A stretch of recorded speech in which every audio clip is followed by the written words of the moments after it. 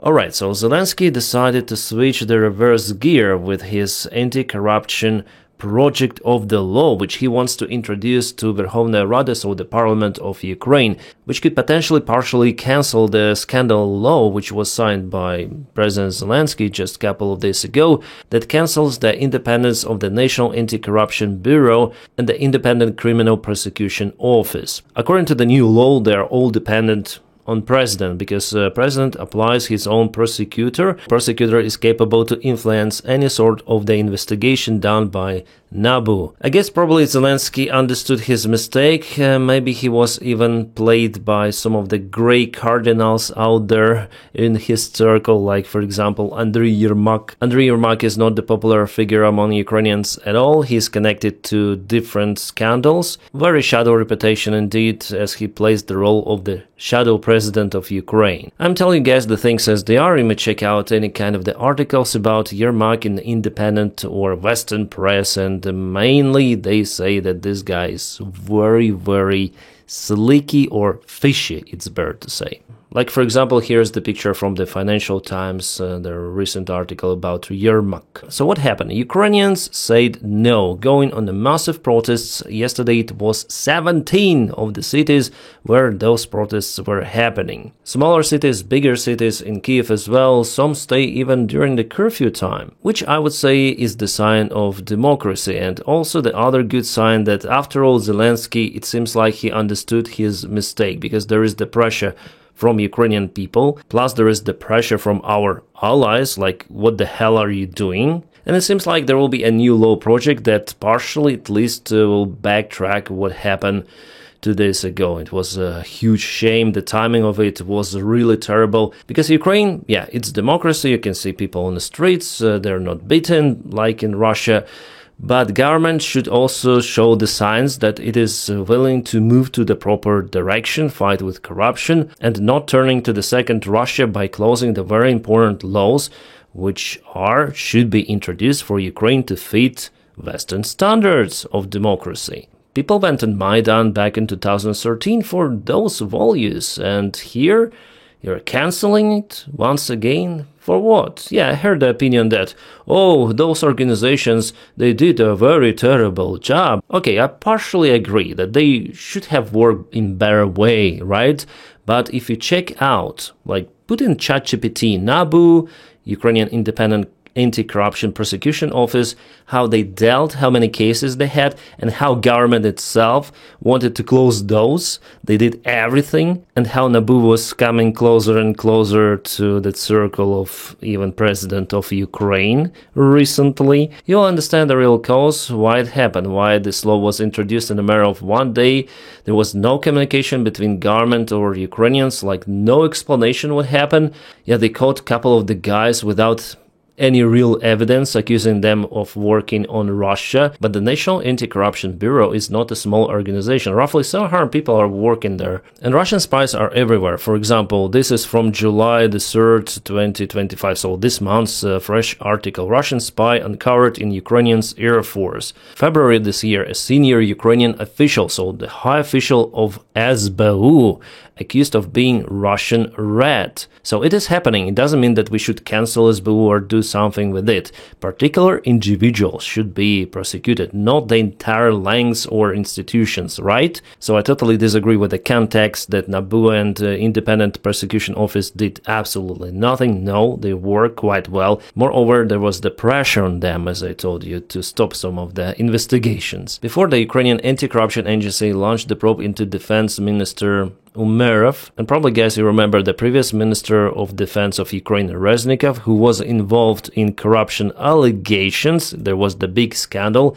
because his ministry purchased some of the goods, food, uniform for prices which are 5 times higher than in the most expensive supermarkets. So for sure there is the corruption in Ukraine, and also corruption within the officials who were appointed by Zelensky himself. Yeah, maybe Zelensky is not corrupt or he's doing something wrong himself, but his circle and people appointed by him, they're damn corrupt, as well as his party, servant of people, or how to call it. One of the most interesting cases from NABU was against the Deputy Prime Minister of Ukraine, Alexei Chernyshov. Chernyshov also heads the new National Unity Ministry. The agencies requested that Chernyshov be placed under the bail measure of 120 million hryvnias, or $2.8 million. The Anti-Corruption Bureau says that Chernyshov caused some of the losses for the state of 1 billion hryvnias, and also he received discounted apartment worth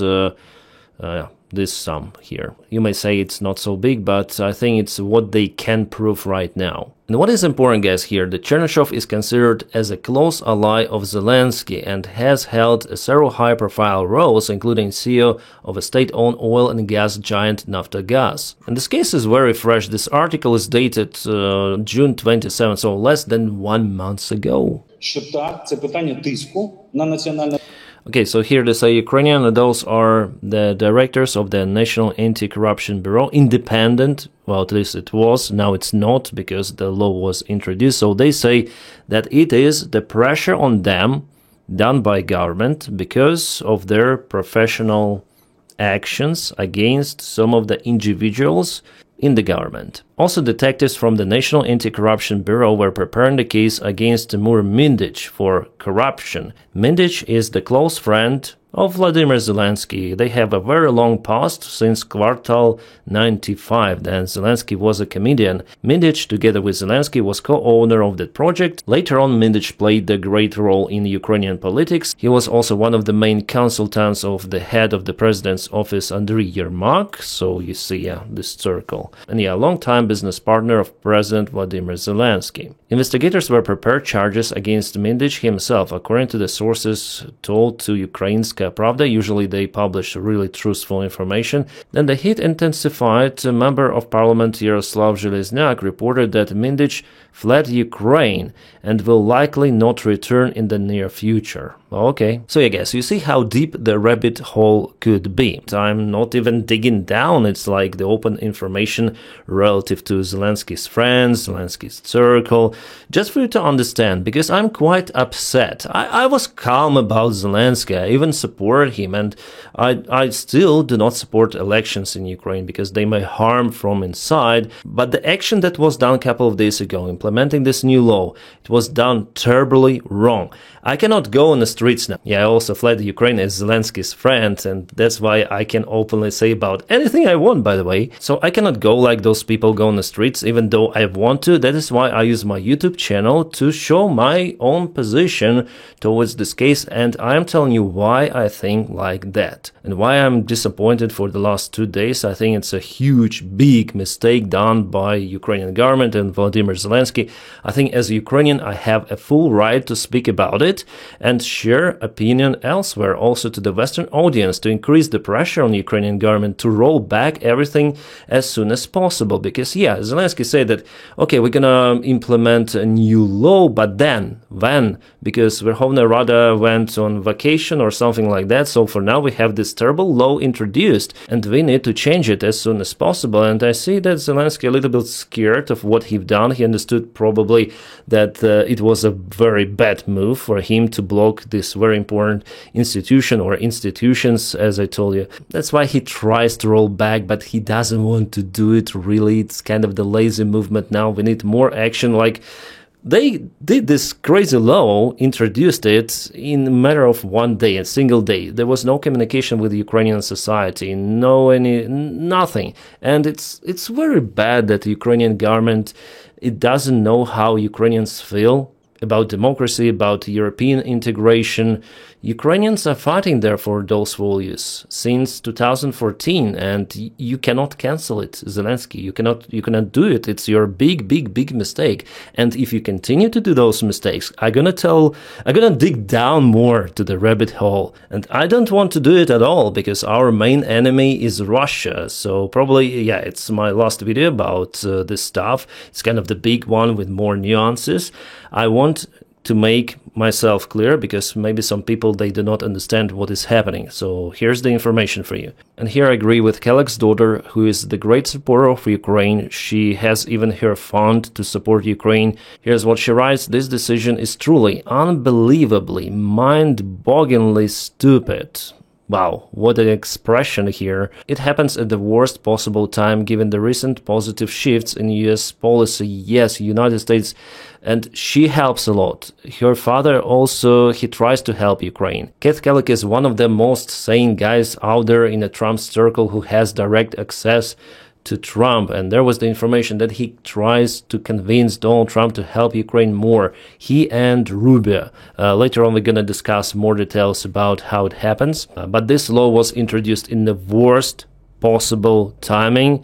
This gives a strong narrative to bad actors. Yeah, I told about Major Taylor Greene, I told about Russian propaganda in general. They connect Ukrainian protests to the protests against the government in general, not against this law, which we might separate, at least for now. So it's not the problem of those people who protest. It's not my problem that I have to tell about it on my YouTube channel. It's the problem of the government, which is forcing people to react to that stupidity. Ukrainian government even forced Meghan Mobs to write this message. She didn't want to do it, no, but she mentions it. She wants to put attention. Zelensky, you're freaking wrong here. As you know, I criticize Donald Trump, right? But it is connected to Ukrainian military support. Since the attitude of Donald Trump changes little by little towards Ukraine, he's more or less started to help. We're also going to speak in this video about more military support of Ukraine. Well, at least he is not against of selling some of the weapons to Ukraine, because he could potentially block that as well. So I've decided not to criticize Donald Trump on this main YouTube channel. For that, I use my other channel, Trash channel, which you may find in the video description below. But as a Ukrainian myself, Ukrainian citizen at least, I have full right to criticize the Ukrainian government even during the time of war, because it is crucial, especially during the time of war, to get rid of corruption. And our guys are fighting, they're volunteers helping, they're definitely fighting for freedom, for democratic values, and they don't want to see corruption in their country. Where during the time of war there was even the corrupt defense minister Reznikov, who was appointed by Zelensky. It demotivates our guys on the front lines a lot, because they see not positive changes in the country. That country is leaning towards some sort of the strange state as Russia.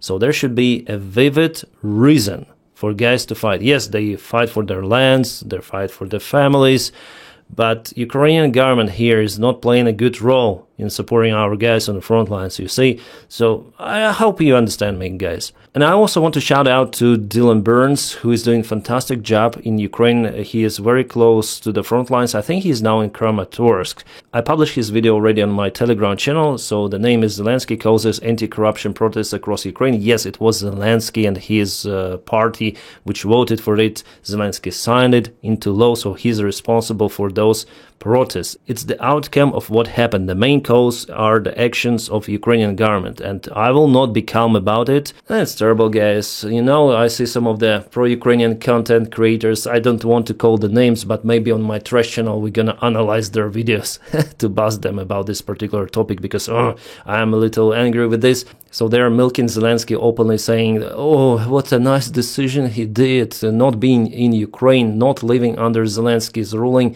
I experienced that myself and I didn't like it. That is my honest opinion. However, at the same time, as I told you, I'm against elections in Ukraine during the wartime period, because it might spark the internal conflicts which potentially could play in favor of Russia. So Russia is the enemy, corruption is the other enemy of Ukraine. And here Dylan, he understands everything, he tells his opinion exactly as it should be, because he's in Ukraine. He speaks with the Ukrainians, he speaks with the Ukrainian warriors. Yeah, just watch this video, I'm gonna put it in the video description below, so you may have your own opinion, I know it, but we know more, all right? I know more. This guy knows more because he's out there in Ukraine. He speaks and he tells the things as they are, as I try to do it on my channel. And we are telling the things as they are, not to harm Ukraine, but instead to save it. Like I said in 2022, the year then Ukraine was counterattacking, was telling about Reznikov, the first defense minister, about his corruption scandals, I was criticized by many of the guys out there in the comment section. Yeah, by many I was criticized, but it is my duty to give you the real information of what is happening. It is my goal, and that is why I'm here. I'll not milk Zelensky, kiss his footsteps and tell, oh man, you are doing fantastic job. No. In fact, no. And what I don't understand, and this is coming also from Zelensky, that he puts it as the fighting against some sort of the Russian spies or Russian influence. By the time we have this guy in Ukrainian parliament and his party OPZZ, Opposition Platform for Life, if you translate it into English. So Boyka, he is openly pro-Russian, and nothing is happening to him and his friends. They go, they vote in Ukrainian parliament, but before they were the part of the global Russian influence, and I'm sure that they're still now the part of the Russian influence in Ukraine.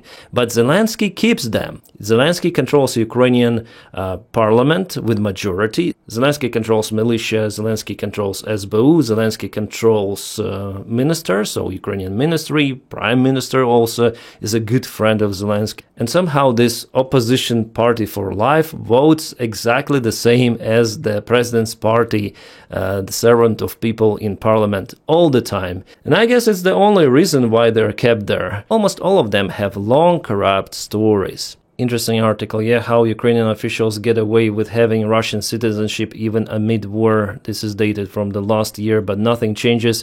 There is the mayor of Odessa, Trukhanov, who has the Russian passport and absolutely under the Russian influence and spreading the Russian propaganda still. And now somehow at a single day they accuse a couple of the guys who work for National Anti-Corruption Bureau for having some sort of the connections with Russia. There was the information that one guy has a father with a Russian passport. So what if you father with a Russian, who, like, you don't have the responsibility on your relatives? This is crazy, guys. Outrageous. I understand that many people will not like me for this video, but I don't care, you know. It's like, you know, if you have the problem and if you stay calm about it, the problem will rise until it hits you so hard that it can destroy you. That is what might happen in Ukraine if Ukrainian society is calm about it, about those terrible changes, if we are all calm about it, and what is even more harmful, that we're gonna agree on that and say that it is all right. It is what I see in American society also, by the way, from both of the camps, from Republican, even some of the MAGA influencers, and those who vote for Democrats usually, they all say about the Epstein files. They don't want to put it on the brakes, despite what Donny says. So here's the case with Ukraine, yeah? Ukrainian president. He did a very terrible mistake, and we should speak about it. It's not as big mistake as potentially Donald Trump could do if he really involved in Epstein cases, but still Zelensky's case is very important for Ukraine, especially right now that there is the war. I hope that I'll not have to film about it again. I hope that they'll introduce the new law, which backtrack everything, but so far, in the current status quo, this terrible law was introduced in force, and it should be done something. So I'll wait like for a couple of weeks. If nothing is done, I'll film more and more, and we'll dig down deep into the very nasty stuff, okay? So it's my duty. My friends, if you want to support the job that I do here on this channel almost daily, please join my Patreon. I'll put the link in the video description just below for you to do so. Thank you so much for your kind motivation, because yeah, I work alone and it's my full-time job. So without you, it wouldn't be possible for me to film more and more videos, like almost every day. Thank you so much for it. And if you don't have the opportunity to support me financially, just press your like and subscribe for the channel. That's how you propel this video around YouTube. Thank you. So yeah, according to the multiple of the sources, Marco Rubio is definitely trying to force Donald Trump or somehow act on Donny to implement more strong policy towards China and Russia. Also in the means of supporting Ukraine. So Marco Rubio, he is not like lost completely. I wouldn't say that he's our guy out there, but he's the one of the most sane guys in the Trump's team itself. So Keith Kellogg and Marco Rubio. Keith Kellogg more, Marco Rubio I would say less, because after all he's chasing his own personal career, but he's okay. Like, he's been voted by Senate 99 votes. It's the record number from all of the Trump's team members. He was supported by Democratic senators, he was supported by Republican senators.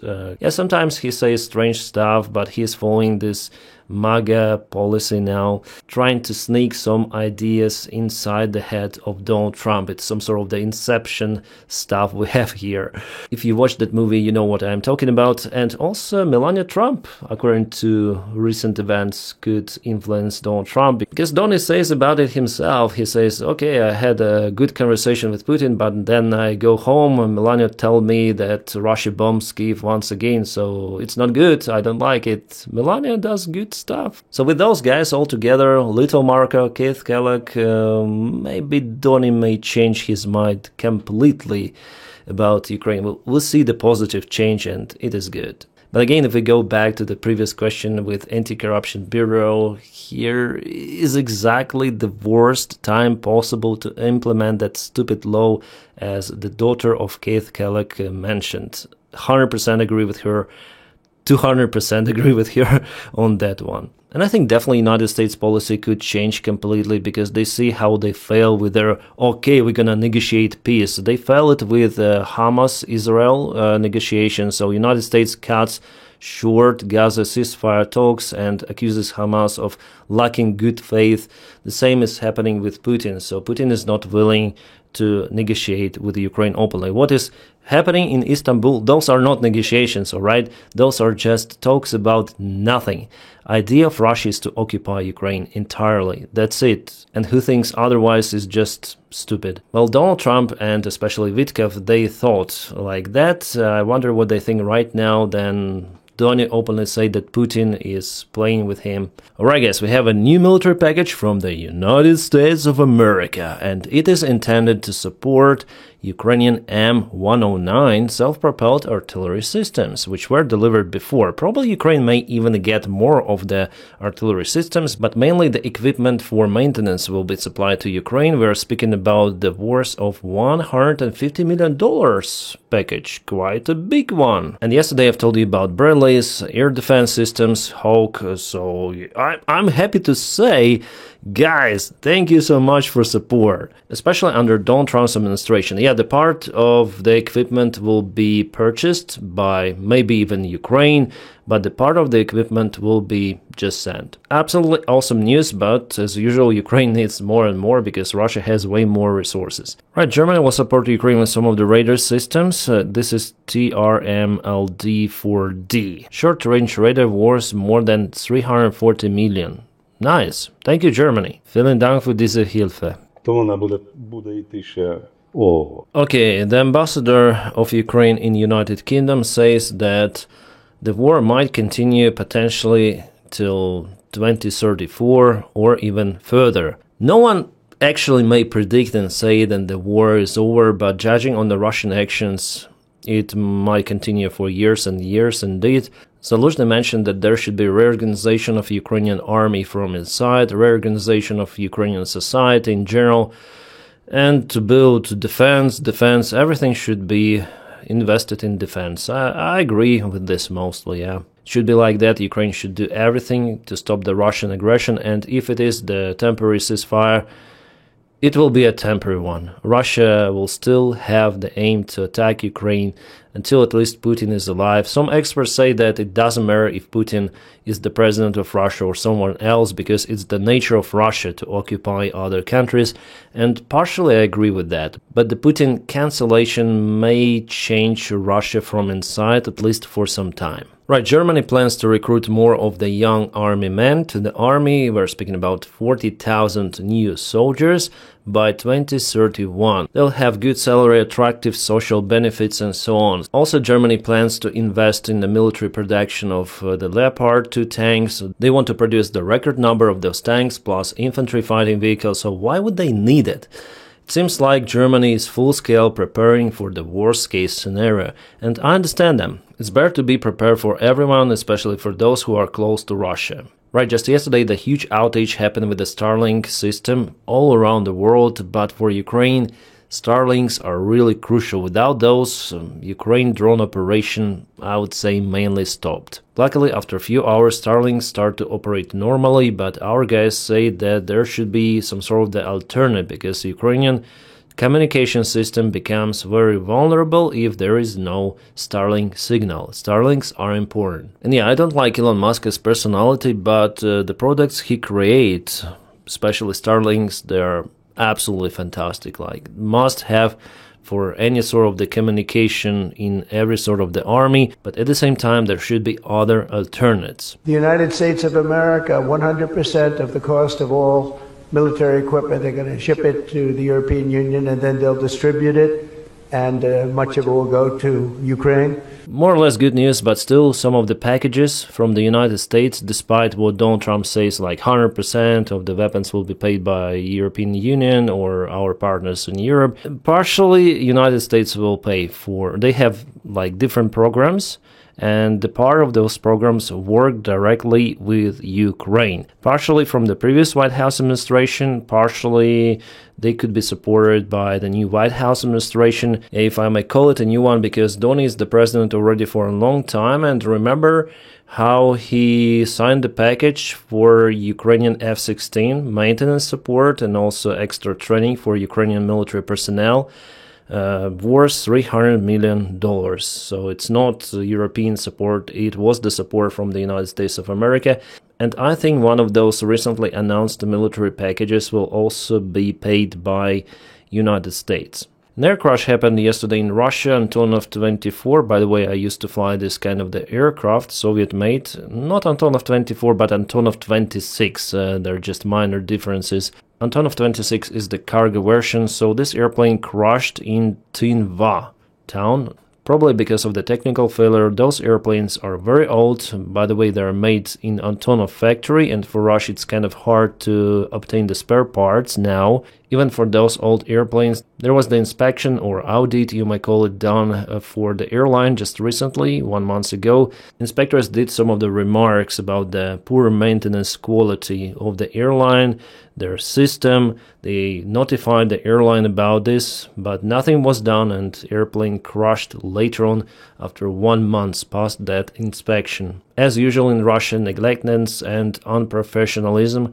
which led to this crash. This is the commercial airliner, so I'm not cheerful about this one. If it was military, yeah, but commercial, no.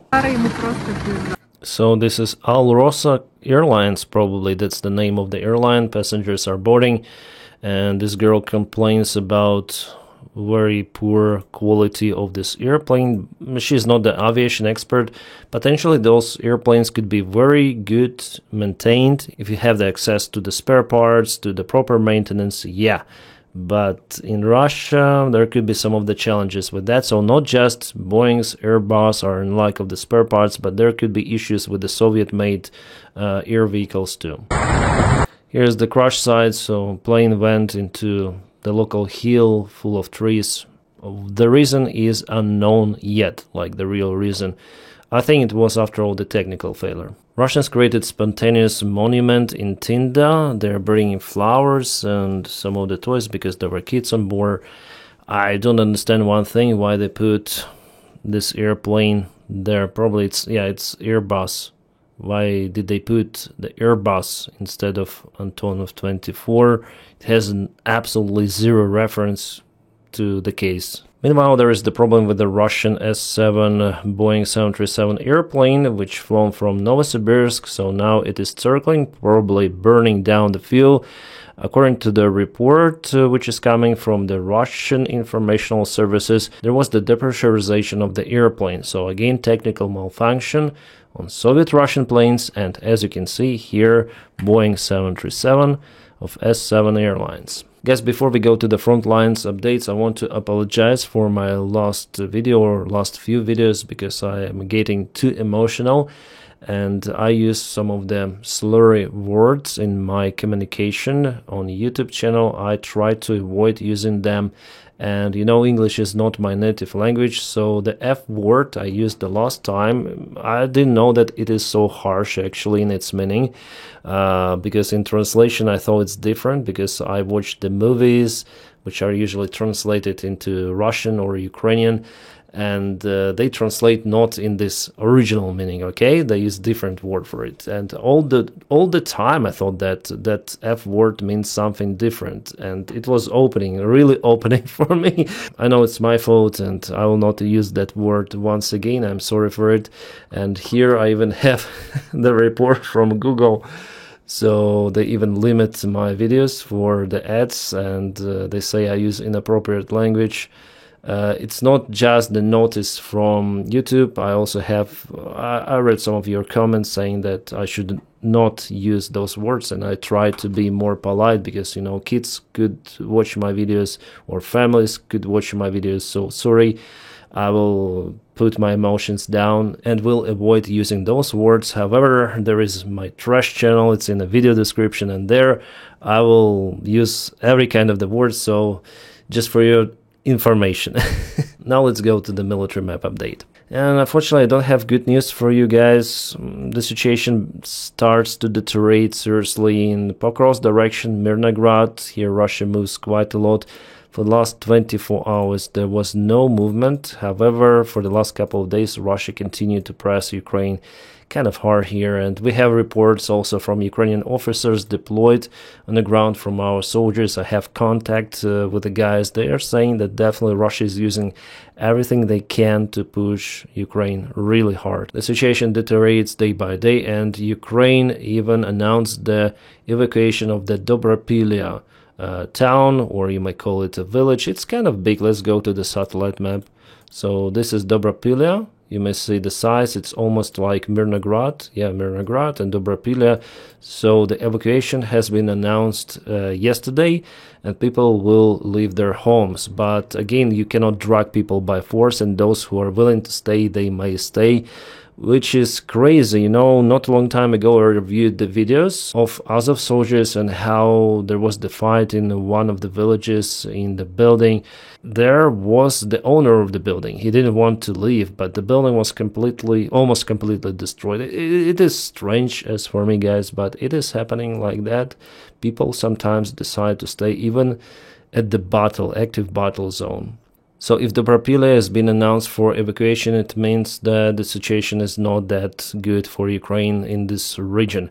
And if Russia advances towards Rodinsk, and there is the attempt, as you can see, this extension of the gray zone, it happened 3 days ago. So if Russia is successful here, it will be, well, not a disaster, but it is already will be understandable that Ukraine will leave this area. And yeah, it might be like that kind of fast. Depends on how many Russian forces are being deployed there, what Russia is using. Also, let's go to Kamensk. This is Zaporizhia region, where Russia, not long time ago, they crossed this river into Kamensk. They continue to expand. It was yesterday, it is today. They are willing to create some sort of the bridgehead on this part of the, so this is the river goes, and they want to organize the deployment of their military group here to later on further move to Zaporizhia. For Zaporizhia, Russia doesn't have resources for now, but I believe they will announce a new mobilization, maximum the next year. Plus I have the reports about the presence of the Russian sabotage groups in Stepohirsk village. They were spotted there.